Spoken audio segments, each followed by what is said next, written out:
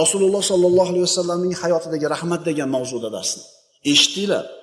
Rasululloh jang maydonida rahm shafqat ko'rsatyapti.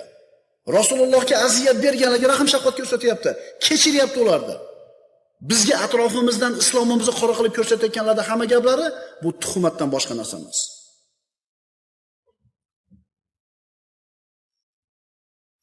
Odam o'zining farzandlariga o'zida bor narsani yaxshisini berishni xohlaydi. Uy qilib beradi, joy qilib beradi, ammo ota-onani o'zining farzandlariga berishi mumkin bo'lgan eng afzal narsasi bu go'zal xulq. Payg'ambarimiz sollallohu alayhi vasallam aytadilar: "Ma nahala walidun waladan min nahlin afzala min adamin hasani." Bu Imom Termiziydan hadis.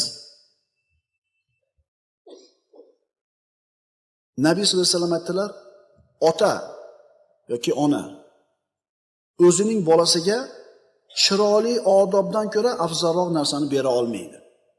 Chunki chiroyli odob, birodar, farzandingizni ikki dunyoda saodatga yetaklaydi.